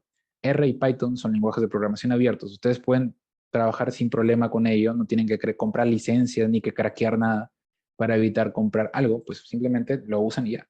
Son abiertos. Y a esto llevamos también. Al ser un lenguaje de programación abierto, se ha creado una comunidad enorme por detrás de R. Por ejemplo, actualmente parecen que fueran los tabs, ¿no?, de Pokémon. Recuerdo esas épocas de la infancia donde los coleccionábamos todos, ¿no? Acá también tratamos de coleccionar todas las librerías posibles para nuestros estudios. Y en realidad tenemos, al menos actualmente y en la última búsqueda que hice, 18.317 paquetes creados y validados, digamos, en la base de datos oficial de R, que es CRAN. Y este es el nombre correcto de Comprehensive Archive Network. Es la red más grande, digamos, de los paquetes oficiales de R. Perdón, perdón. A ver, ¿qué nos dice? Perdón, la demora. Ah, ok, Marisabel nos pregunta si es que hay un repositorio gratuito. Si lo quieres como repo nada más, GitHub es un buen repositorio. Ahí podría estar tu información. Pero si te refieres a subir las bases de datos de soporte de papers para publicar, podrías hacerlo sí, podrías hacerlo con GitHub, conectarlo con un Zenodo y tener un DOI para ese repositorio. Podrías hacerlo. Después, si quieres hacer algo como lo que te piden las revistas, que a veces te dicen que utilices algún repositorio ya previamente creado para eso nada más, para poder subir información, pues sí son de pago. No tengo en cuenta alguno que no sea de pago. Actualmente estamos utilizando, por ejemplo, a, se me fue el nombre de Dryad. Dryad es el repositorio. No está tan caro, por si acaso si lo quieres usar, y creo que está a 70, $40, no recuerdo. Pero Dryad es un repositorio bien interesante, para ciencias más que nada. Ahí en el chat les pongo el nombre por si acaso, para que lo busquen. Bien, entonces eso es lo que estamos viendo actualmente, una curva de crecimiento de este tipo, en el cual año a año estamos creando como comunidad, me refiero, estamos creando más y más paquetes que le asuman, digamos, versatilidad a R. Con un lenguaje que tiene tantas formas de analizar la información, pues se nos hace muy sencillo trabajar con él. Ahora, estos mil y tantos, 1800 paquetes o librerías, también se le suma estas al menos 2042 que actualmente tenemos dentro de Bioconductor. Ustedes, por ahí, por ejemplo, Paul nos está diciendo que utilicemos OSF como repositorio gratuito. Por si acaso, para las personas que están en el Facebook, nos dice Paul que ingresen, quizá hagan una búsqueda de OSF, ¿sí? Como repositorio gratuito, parece. Pero está bien. Muchas gracias, Paul.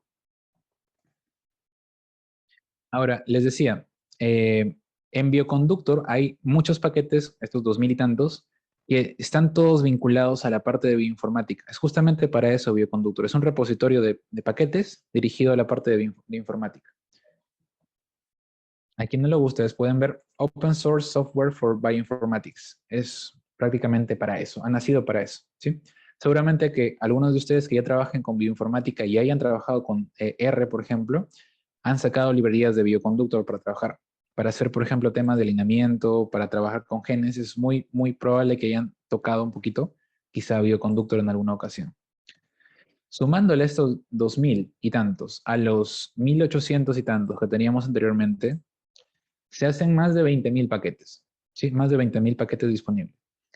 Si les digo que al menos por paquete hay un promedio de 25 funciones, cada función es algo que yo quiero hacer, por ejemplo, hay una función para promedio, para la varianza, para cualquier cosa siempre hay una función por ahí. Hay, digamos que 25 por paquete, como promedio. Si multiplicásemos esos 20.000, vamos a llegar a tener al menos unos medio millón de funciones, y eso que deben de ser más. La cantidad de funciones es enorme. Entonces, tratar de pensar de que uno va a aprender de memoria y va a ser el gurú de R para todos los paquetes es imposible. Uno siempre aprende a trabajar con R, aprende mucho de R quizá, y se centra en su área, y de eso sí puede ser muy experto por ejemplo, saberse el detalle perfecto de todas las funciones que hay para esa área. Y eso sería lo más adecuado para todos. Entonces, traten siempre de entender R, de aprender a utilizar el lenguaje de programación, porque después aplicarlo a las diferentes librerías o paquetes es súper sencillo. Hay muchos que vienen con PDFs o con páginas web de instrucción de cómo usar esas librerías, así que es básicamente un libro abierto para todos, para aprender. Por ejemplo, en Bioconductor, si alguno de ustedes ha trabajado quizá con él, van a haber tocado alguna de estas librerías. Son nombres extraños, sí, algunas de ellas quizás son difíciles de pronunciar, pero por ejemplo, la más básica, la más utilizada para trabajar con alineamientos, por ejemplo, podrían ser estos, los de BioStrings y BioBase. Hay paquetes que son solamente paquetes de bases de datos, nada más. No solamente hay funciones, sino también hay bases de datos para analizar, para trabajar como ejemplos. Por ejemplo, Joel Israel Momilán nos dice que usa Dada para NGS. La verdad quedó sorprendido, sí, realmente, ha quedado sorprendido con el uso de R, con lo poderoso que es. Y créeme que esa misma sorpresa que tú tienes es la que muchas veces encuentro hacia el final de los cursos que dicto de R, porque es bonito aprender a programar. Es bonito porque te abre las puertas, sientes que tienes, es como si te volvieras tu propio jefe. Ya no dependes de un programa en el que tienes que hacer clics y todo ello, sino tú mismo construyes lo que necesitas. Eso es lo bonito de la programación, ¿sí? Es genial, por eso. Dentro de R tenemos paquetes que son legendarios, en los cuales uno para trabajar con el lenguaje de programación es como que casi obligatorio, lo digo como casi porque hay formas de hacer las cosas igual, pero sin esto, pero es más fácil hacerlo con esto. Este paquete, por ejemplo, Tidyverse, es muy bueno que uno, si quiere aprender R, aprenda a trabajarlo. Con él tenemos pues formas de manejar las bases de datos, tener formas, por ejemplo, de alterar un poquito la información para la graficación, perfecto con forcats, por ejemplo, para hacer factores, para trabajar con factores, perdón. ggplot para hacer la parte más importante de R, que es la graficación, es lo más poderoso que tiene R, la graficación. Ya sea que tengamos una comunidad enorme y todo ello, graficar es básicamente el superpoder de R en comparación de otros lenguajes de programación. Así que ggplot es algo imperdible para las personas que quieren trabajar con R. Bueno, Heaven es para importar, por ejemplo, bases de datos que pertenezcan a SPSS, por ejemplo. Yo tengo mi base en SPSS, lo importo con Heaven y entra como una data frame cualquiera dentro de R y la puedo utilizar. Lo bonito de importar bases de datos de SPSS es que ya vienen etiquetadas, ¿sí? Y ustedes, si buscan información de una columna, ya es una columna tipo factor, ya tiene etiquetas, porque normalmente esas bases de datos uno las puede trabajar así. Y bueno, al final uno puede trabajar también así, con estas bases de datos en R. El Lubridate es para trabajar con temas de series temporales, con fechas. Trabajamos con Lubridate. Esta cosita de acá se llama pipe y es lo que nos permite dinamizar todo el código dentro de Tidyverse, porque podemos hacer concatenaciones de funciones que vayan modificando una tras otra los resultados y al final tener un resultado final, redundando un poquito, que si ustedes leen el código es perfectamente entendible, es una secuencia lógica eso de aquí, así que muy bueno trabajar con pipe. Bueno, tenemos más para leer bases de datos, para trabajar con, por ejemplo, esto de hacer web scraping, también se trabajan con string, por ejemplo, para sacar información. Tibble, la base de datos, Tidy para modificar, y todo esto está dentro de Tidyverse. Así que es importantísimo estas herramientas para cualquier usuario de R poder manejarlas. A esto se le suma este creciente auge de nuestra librería de R de Tidy Models, y digo nuestra porque ya uno se siente parte de R en realidad cuando ya ha pasado tanto tiempo manejando lo que pues, es, digamos, una extensión de uno mismo para sus análisis. Así que es esa sensación de que podemos hacerlo todo con R también se transmite a sus paquetes, ¿sí? Entonces, Tidy Models también es otra librería que más o menos viene como la anterior de Tidyverse, pero para hacer modelamiento. Y aquí podemos tener una serie de funciones, una serie de paquetes que nos permiten hacer pedacitos de la secuencia lógica de cualquier análisis.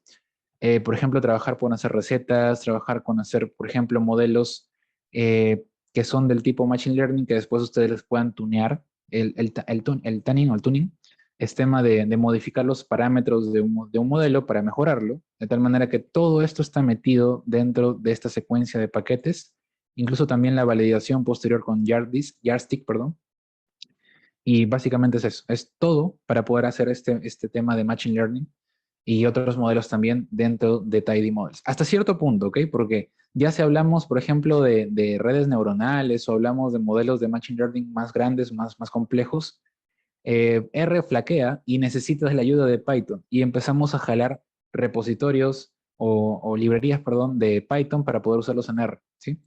Así que es básicamente eso, vincular ambos lenguajes, no hay barreras aquí, puedo usar lo que Python puede hacer bien en R o al revés también. Así que ya saben, se puede hacer todo. Acá les estoy dejando una gráfica en la que hay las 20 habilidades más importantes para cualquier científico de datos, que esto pues a veces lo consideran como carrera, como una extensión misma de cualquier carrera también. En todas las carreras podemos ser científicos de los datos de nuestra carrera, así que no hay ningún problema. Les he dejado el link también de esa información, pero he tratado de resaltarles esto, perdón, esto como muy importante, soporte relevante y especializados. Muy importante, por ejemplo, trabajar con conocer el análisis de datos. Es básicamente, está ligado con el tema de la estadística, es súper importante. Tanto saber R como Python, cualquiera de los dos, es importantísimo. En esta encuesta se dan cuenta un poquito ustedes que R tiene una cantidad de usuarios mayor que el Python en este caso, pero no siempre es así, depende de la encuesta.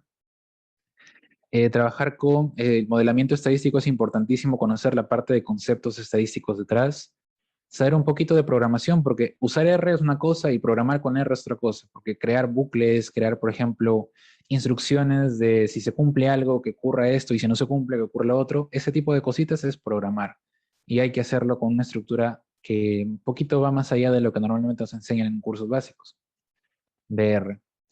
Y también hacer investigación. El saber de investigación es saber básicamente hacerse las preguntas como ya las habíamos planteado anteriormente. Son los temas más importantes de estas 20 habilidades, como les menciono. De soporte tenemos el data mining, trabajar con, por ejemplo, SQL para manejar bases de datos masivas, conocer Java como lenguaje adicional, conocer MATLAB, por ejemplo. Y ya si es que ustedes son muy capos en programación, conocer C++ les abre las puertas también de trabajar bastante con las integraciones que uno puede hacer con R Markdown dentro de RStudio, ¿no? Así que esto les dejo para ustedes, son habilidades que ustedes podrían apuntar a tener o si ya las tienen, excelente, o perfeccionarlas si ya las tienen también, nunca uno yo al menos digo que nunca uno llega a ser experto en algo, porque al final siempre está en constante aprendizaje. Puedo aprender lo que sea hasta ahora, pero de repente, pum, sale una publicación nueva que todos los paradigmas que se conocían se tumban. Entonces yo siempre estoy aprendiendo cosas nuevas y todos estamos en ese proceso. Las personas que se consideren expertos también en esto podrían ver quizá cuáles de estas habilidades estarían flaqueando para fortalecerlas y empezar a ser mejores científicos de datos en general. Por último, también hablaremos de la aplicación de los modelos predictivos y esto tiene que ver con esta última parte que les había puesto en la parte izquierda en el gráfico, de hablar de, por ejemplo, si nuestro modelo es inferencial o predictivo. Básicamente es esto. Si nuestro modelo es inferencial, vamos a trabajar de tal manera que nuestro resultado nos genere un modelo que nos permita predecir quizá después, pero no ese es el objetivo del estudio.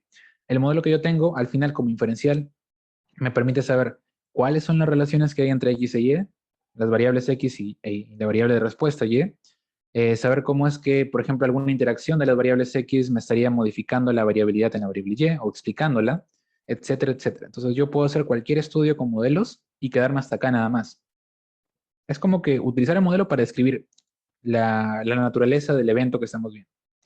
Ahora, si yo quiero ir más allá y quiero hacer predicciones, mejor dicho, crear un modelo que cualquier otra persona o yo mismo pueda usar más adelante para, tomando nuevas observaciones, meterlas en el modelo y que nos diga un resultado que nuestra variable y normalmente, tendría que hablar de este tema 6, que es de la aplicación de modelos predictivos, que, como les digo, no siempre se hace en investigación, a veces llegamos hasta el punto anterior y ya, pero aquí podríamos hablar de aprendizajes. Muchas veces se habla del aprendizaje clásico, también le llaman aprendizaje estadístico.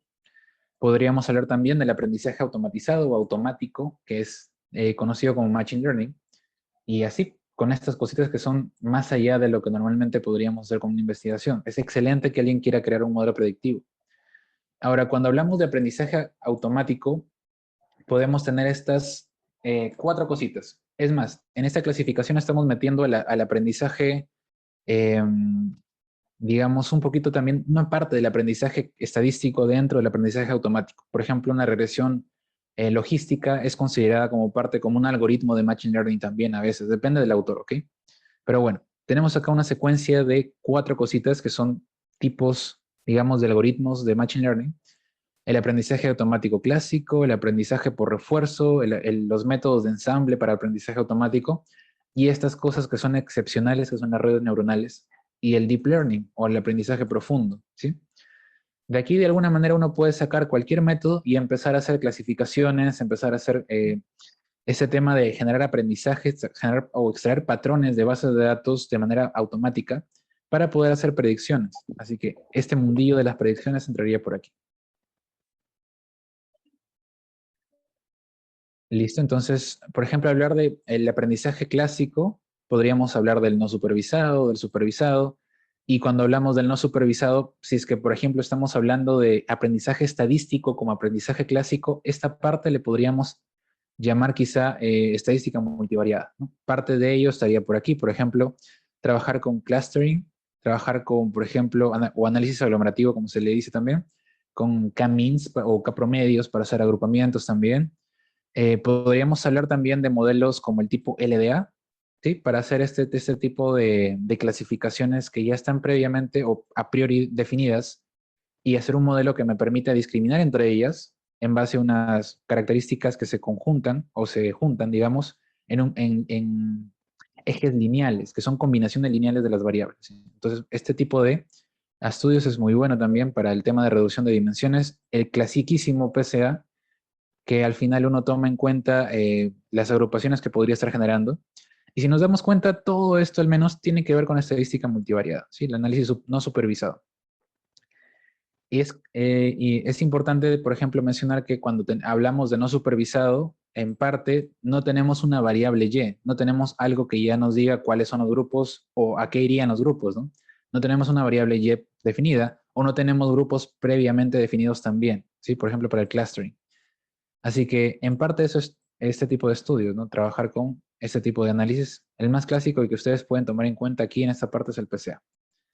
Para métodos de estadística o aprendizaje estadístico supervisado o el aprendizaje clásico supervisado, aquí hablamos de las regresiones, ¿no? Por ejemplo, de las que les mencionaba, de las regresiones polinómicas, regresiones lineales, las regresiones de tipo lazo también. Bueno, estas regresiones son especiales. Tenemos métodos de clasificación donde están los árboles de regresión. Aquí también hablábamos de la regresión logística que les decía que nuestra variable Y era binaria, ¿sí? Binomial.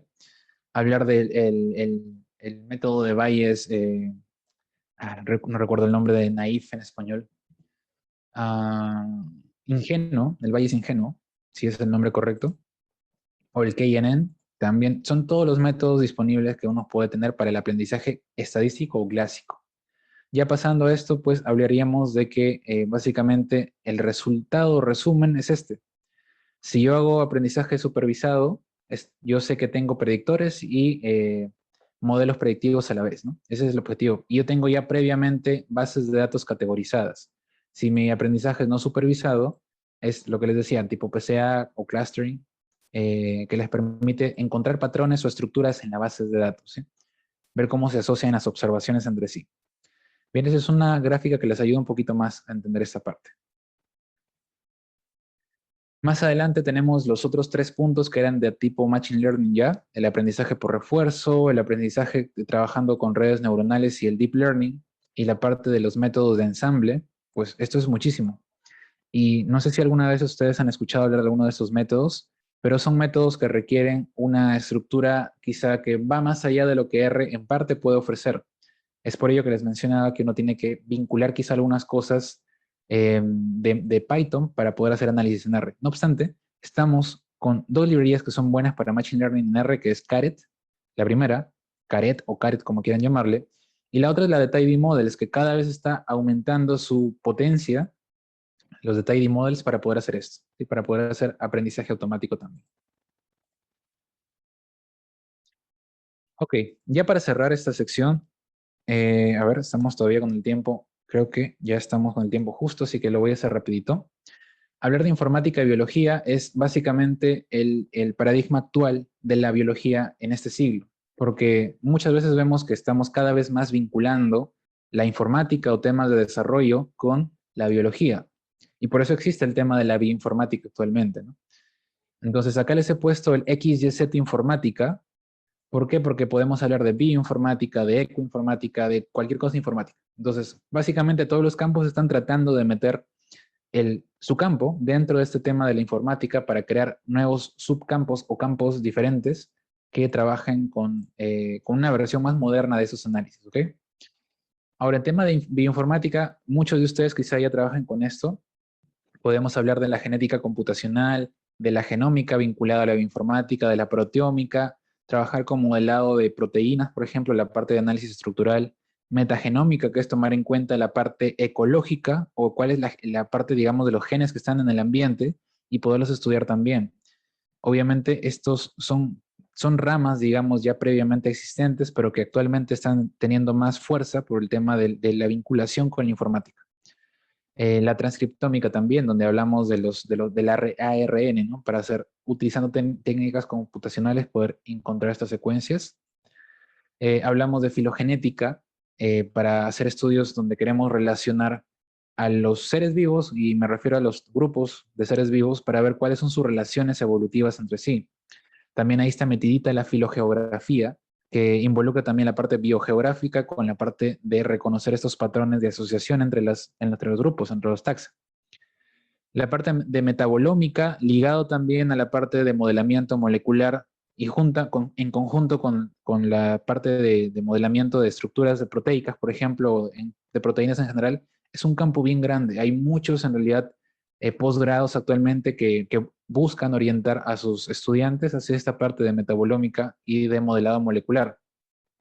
Justamente en miembros de RSG, pues hay muchísimos que trabajan en estas áreas, así que más que nada, pues son los expertos que actualmente podríamos estar hablando de este campo en Perú. Así que es mucho lo que podrían brindarnos y que lo que van a hacer también en las siguientes ponencias o las que están justamente por dar. El día de mañana hay una de ah, es, trabaja con esta parte, Dio trabaja con la parte de, claro, de modelado molecular, pero la parte de proteínas. Así que va a ser muy buenazo la ponencia. Están invitados también, pequeño Cherry, pero excelente también porque lo estoy conociendo recientemente a él y en realidad tiene un buen trabajo por detrás. Y bueno, sus durados y todo el estudio que él ya ha desarrollado, pues lo avala bastante. ¿Sí? Es una persona muy fácil de tratar y es muy bueno para explicar las cosas también. Así que recomendada la ponencia de mañana. Bien, este temita final de análisis de vías metabólicas es muy importante también porque actualmente hay muchos estudios en los que trabajan, por ejemplo, para encontrar las vías metabólicas del cáncer y generar, por ejemplo, protocolos o técnicas o medicina o medicamentos mejor que al final pues puedan prevenir o quizá llegar a esa famosa cura del cáncer, que no va a ser una cura única si es que se logra. Sabemos que el cáncer tiene muchas vías metabólicas, muchas vías de generación, y básicamente atacar cada una de estas vías es un cáncer diferente o subtipos de cáncer diferentes, así que van a haber muchas curas para el cáncer en el futuro, no solo una, ¿sí? Así que es un estudio muy bueno, muy bonito la parte de análisis de vías metabólicas. Les estoy dejando a partir de aquí libros y links para que ustedes tengan en cuenta respecto a cada uno de estos campos. Por ejemplo, para la genética computacional o la genómica computacional, este libro es buenísimo. Está libre para que ustedes lo puedan leer o descargar también. El link está justamente ahí en el enlace. que está en naranja en la parte derecha, así que recomendado para que lo lean, si es que quieren entrar. En la parte de proteómica hay librerías INR que trabajan directamente con proteómica, así que, por ejemplo, para hacer análisis de proteómica existe esta librería que se llama R for Proteomics, y ustedes pueden entrar a este repositorio, buscar la información de cómo usarla para que manejen este campo cada vez mejor. Luego también en la parte de bioinformática estructural, la parte de generación de las estructuras en 3D, de las proteínas, de las moléculas, también podemos hacerlo con R, con esta librería llamada Bio3D, que es antigua en realidad, pero se ha venido actualizando bastante. Desde el 2007, si no recuerdo, si mal no recuerdo, está publicada este paquete. Así que es muy buena para hacer graficaciones en 3D. Luego, para el tema de metagenómica, podríamos hablar de MegaR, que es una de las librerías que son más recientes, pero que más impacto han tenido, dado que nos hablan de un tema interactivo. Son interactivas para poder hacer esta clasificación de los fenotipos. Hablamos de, por ejemplo, trabajar con genes ambientales o genes que están, digamos, en el ambiente, para hacer reconocimiento de estos fenotipos que estaríamos viendo quizá por ahí. Entonces, trabajamos de la mano con Machine Learning a la vez también, para generar estos perfiles metagenómicos, ¿sí? Así que muy buena la librería. También lo podemos hacer en R. Si alguien lo hace en Python, en R también es posible. Para metabolómica, hay algunas que no he puesto acá, pero les estoy resaltando ese artículo también que es relativamente reciente, en el que hablan de esta librería, MStrader, que básicamente es para tomar la base de datos, trabajarla perfectamente con preprocesamiento y poderla después aplicar con visualización. Así que muy buena, recomendada también, por su flexibilidad principalmente. Y para el análisis de vías metabólicas hay todo un conjunto de librerías aunadas a las que ya veíamos también, pero hay algunas que son específicas también. Y es lo que les quería dar a entender con esta parte de la ponencia. En R se han generado tantas librerías como las 18.000 que ustedes conocen, pero hay algunas que son extremadamente específicas para ciertos tipos de análisis. Hay otras que son muy genéricas, por ejemplo, también. Así que lo van a encontrar para todo tipo. Para las personas que les gusta hacer modelado molecular, pero más tirando para la parte de la química, la química ambiental, podrían también valerse de estos modeladores que podríamos encontrar en el paquete de CAMP en R. ¿Bien? Entonces es un modelador de moléculas básicamente que uno le puede hacer muy sencillo quizá en Python, pero en R lo hacen también con esta librería bastante. En el tema de filogenética, sí, hay bastante cosa. Sí, esto sí lo conozco un poco más, como les mencionaba, es parte de lo que me gusta también.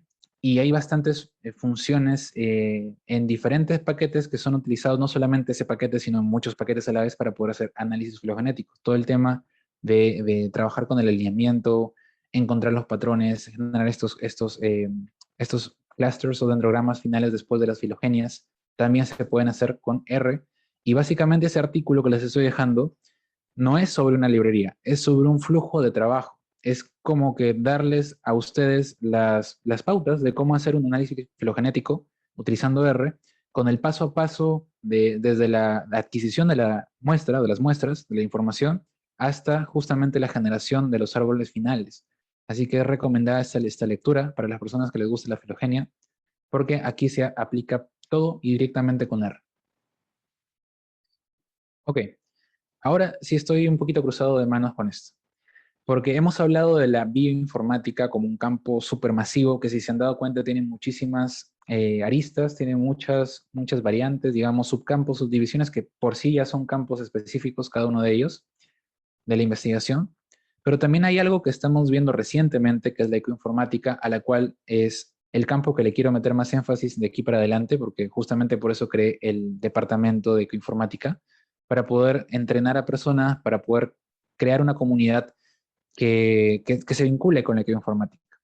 Actualmente hay muchos proyectos en universidades, por ejemplo, de Estados Unidos, en Wyoming, que están trabajando con la creación de estos grupos de investigación, formando también grupos de profesores que quieran entrar en este campo de la informática o que ya estén dentro de, pero que no tengan este nombre de ecoinformática, perdón, y al final generen una maestría o un doctorado para ello, porque actualmente no hay ninguna especialización en ecoinformática. Sí, hay muchísimas en bioinformática, pero en eco no hay. Y las universidades ya se dieron cuenta de esto y están creando estos programas poco a poco, y más adelante seguramente van a salir algunos de ellos a la luz.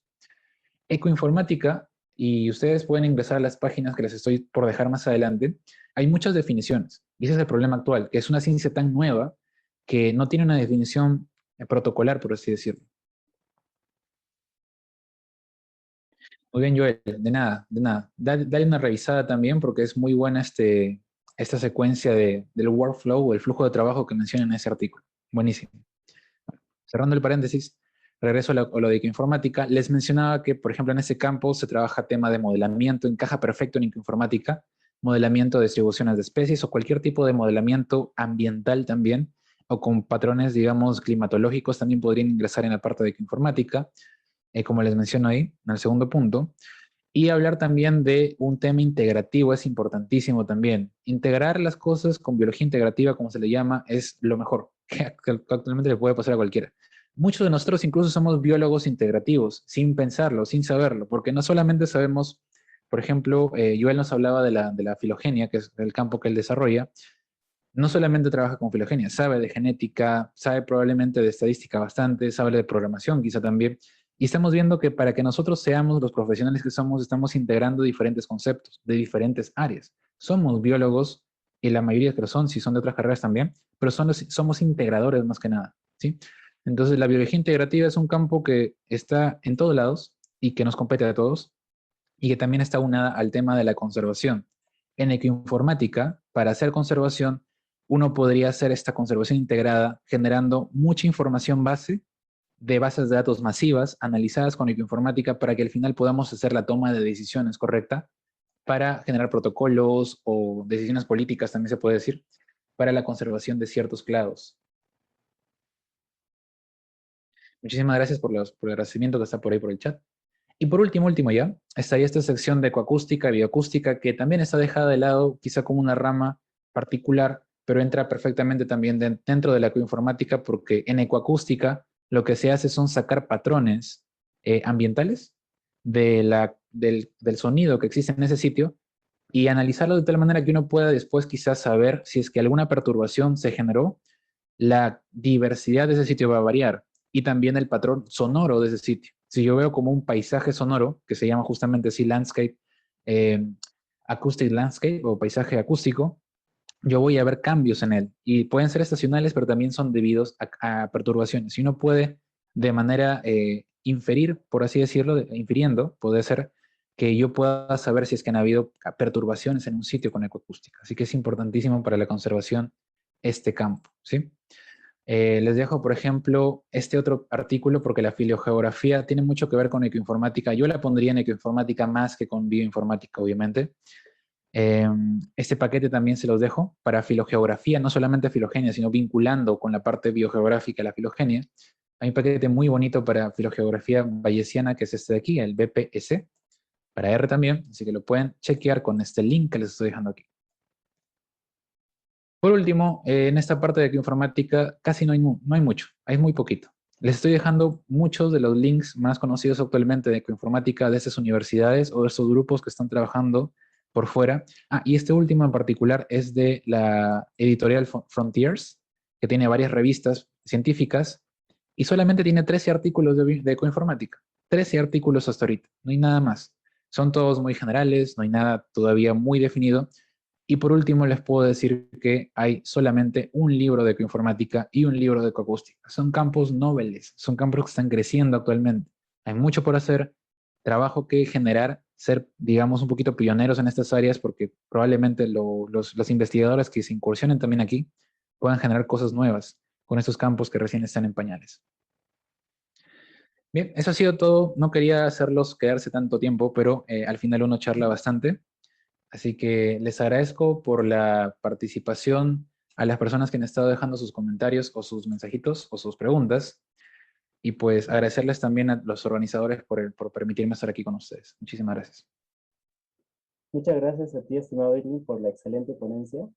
Y por favor a todos los participantes, reaccionar con el Celebrate del, del Zoom, por Ah, favor, como modo de, ok. o con los aplausos, como modo de agradecimiento a nuestro ponente. La verdad que ha estado muy nutrida su ponencia, y viendo pues desde este amplio espectro que se pueda aplicar R, ¿no? Desde generar simplemente datos, o en este caso gráficos de histogramas, hasta realizar programación, y pues hasta la inteligencia artificial que está en boom en estos momentos. Y bueno, solamente para ya cerrar, eh, la sala está disponible para unas cuantas preguntas, para ya una vez culminar. Sé que el tiempo es apremiante. Y pues, adelante si alguien quiera realizar alguna pregunta, enciende su micro, por favor.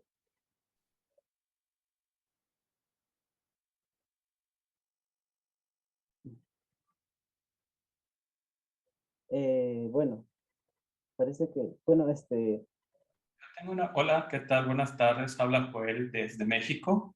Un gusto, gracias por la ponencia y por el tiempo para las preguntas. La verdad, me llevo muchísimo conocimiento, me llevo muchísima actualización. Hay cosas que no sabía y ya las estoy llevando. Ahora bien, yo tengo una pregunta con respecto a la manipulación de datos. Para utilizar las diferentes, ya sea aprendizaje supervisado y no supervisado, los datos tienen que tener algún tipo de distribución, es decir, cumplir con algunos supuestos de la estadística. Ah, ok. Ok, Joel, buena pregunta. En realidad, cada método tiene criterios, tiene estos supuestos teóricos que uno debe de cumplir. No obstante, cada vez que nos alejamos del tema lineal, relajamos estos temas de supuestos teóricos. No quiere decir que desaparezcan. Siempre van a haber cositas por ahí que debemos de revisar. Pero lo más justo, lo más, digamos, constreñido en tema de flexibilidad es el tema lineal. ¿Sí? Así que si tú quieres hacer cosas que se vayan, por ejemplo, para el tema que me mencionas de aprendizaje no supervisado, o supervisado sería, con modelo de regresión logística, que es un GLM, ahí básicamente lo que tendrías que hacer es ver cuáles son las asunciones que son prácticamente no cumplir con los criterios tan restrictivos, digamos, del tema lineal, como por ejemplo que la distribución de los datos, la distribución de los residuales siga la normalidad, que la variable respuesta sea de tipo continua, por ejemplo, medición, etcétera. Cositas que uno no debe de ver mucho en ese tipo de modelos porque al final son modelos que son flexibles. Justamente para eso han sido creados, para poderle brindar flexibilidad al análisis, no para que tengamos que forzar los datos a cambiarlos. Entonces, es muy bueno lo que mencionas.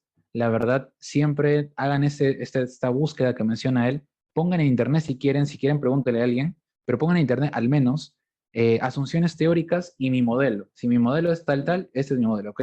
Asunciones teóricas de mi modelo. Y pongo el modelo, busco y va a haber mucha información. Hay asunciones teóricas que son genéricas, como por ejemplo para todos los temas lineales, hablar de que, por ejemplo, la variable de respuesta sea del tipo continua, es algo que se respeta para los ANOVAs, para las regresiones lineales simples, las múltiples, etc. Y si ustedes buscan para una ANOVA van a encontrar eso que es referente o similar para un modelo lineal, por ejemplo. Pero cada cual tiene sus propias características. Incluso dentro de los ANOVAs hay tantos modelos de ANOVAs, como por ejemplo el ANCOVA, en el cual hay asunciones teóricas que son, creo que es el modelo lineal con más asunciones teóricas, hay algo de 7 u 8 que son súper estrictas. Hay que ver si es que hay relación, cuál es la relación que habría entre la covariable y la variable de respuesta, si hay linealidad o no, etcétera. Muchas cosas que van más allá porque son justamente modelos muy específicos. Así que tienen que buscar su modelo y cuáles serían las asunciones teóricas para cumplirlos. Muchísimas gracias, maestro. Listo, Joel. Muchas gracias por tu respuesta, estimado Edwin. Bueno, aquí tenemos otra pregunta del Facebook que nos ha hecho Kay Villarelli Andrade. Dice, ¿qué paquetes de R recomiendas para usar análisis de biodiversidad y curvas de acumulación? Ah, vegan. Vegan, totalmente. Hay otro, bueno, vegan, y si quieres pásalos también, voy a ponerlo por el chat de aquí, lo puedes copiar si gustas.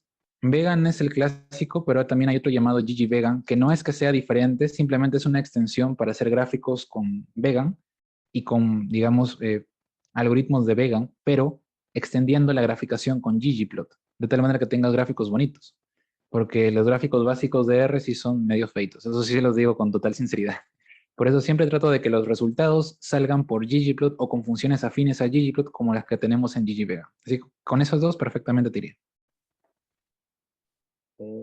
Espero ya te sirva, Katie. Bueno, cerramos con esta última pregunta. Sé que el tiempo es bastante apremiante. Hice paquetes indispensables de R para realizar minería de datos biológicos. Manuela. Ah, minería de datos. Ahí sí me agarraste. En minería de datos nunca tenía experiencia, así que no podría decirte, siendo sincero, no podría decirte qué paquetes están a la mano. Pero creo que con una búsqueda simple, les voy a dejar algo para todos. Esto sí les va a gustar a todos. Esto es algo que siempre lo comparto porque les va a ayudar a ubicar información de este tipo, ¿sí? Es una página web que es como un Google, pero solamente para R. Todos los resultados que obtengan son aplicables solamente a R. Se llama rseek.org, rseek.org, rseek. Para los que están por el Facebook, igual les dejo esto de aquí como comentario, anotado acá por si acaso. Sí, es importante que lo revisen porque, por ejemplo, si yo pongo data mining o minería de datos y hago la búsqueda, digamos, directamente, creo que no puedo comentar, hago la búsqueda directamente en ese buscador, que es justamente un buscador de R, les va a aparecer el paquete y las funciones directamente a trabajar para hacer minería de datos. ¿Sí? Lamento que no sepa de este campo, pero me gustaría ayudarte con eso también. Ok, muchas gracias por su excelente ponencia, estimado Irving Saldaña. Bueno, sé que esto ha sido un preprint para el curso que se viene, así es que chicos, a cada uno, invitarlos, extenderles la invitación que se va a desarrollar el 24 de octubre, 8 horas académicas, un curso dedicado desde la introducción de R. Así es que ahí ya es aplicado. Sé que hoy día ha dado un enfoque acerca de, de las diferentes áreas en las que se usa, ¿no? Y entonces con este preprint creo yo que ya nos ha dado un poco más de enfoque. Así es que yo sé que, por ejemplo, en las preguntas había un montón en cuanto a la aplicación, en cuanto también a la diferenciación como principiante, ya sea con Python o R. Y en el transcurso ha estado respondiendo. Así es que estamos muy agradecidos a nombre del RSG Nueva Ayacucho y pues ya estaremos posteando en nuestras redes sociales acerca del curso de aplicación en R, que es Data Science, en este caso, y programación de RStudio, y pues atentos a que también ustedes se puedan inscribirse. Entonces, bueno, eso sería todo por el día de hoy. Sin más que igual reiterar nuestro agradecimiento a nuestro ponente y pues igual a cada uno de ustedes, estimados participantes, y a nuestros seguidores del Facebook Live. Entonces, queremos culminar este evento con una foto grupal a cada uno de ustedes, así es que por favor le pedimos que encienda su cámara y bueno, eso como un recordatorio de este día.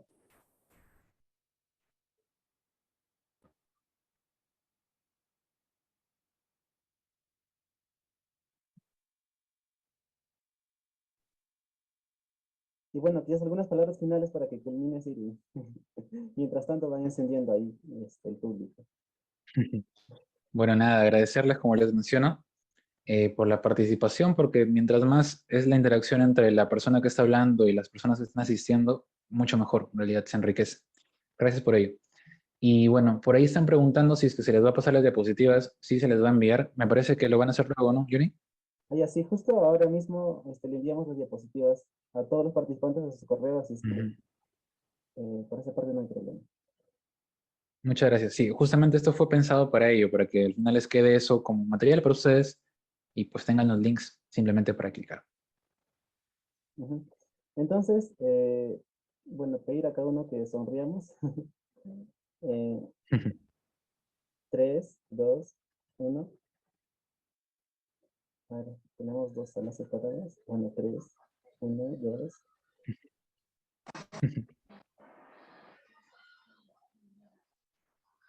Bueno, muchas gracias a cada uno de ustedes. Bueno, eso fue todo por el día de hoy. Así es que atentos a nuestras redes sociales. Como mencionó también Irving, mañana se viene un evento del nodo Cajamarca y también igual ya se ha posteado también otro evento de curso del nodo La Libertad. Y así es que también ahí venimos trabajando conjuntamente con todos los chicos a nivel nacional. Y pues igual, nosotros próximamente estaremos posteando acerca del curso que dictará Irving. Muchas gracias. Buen día a cada uno de ustedes. Gracias, hasta luego.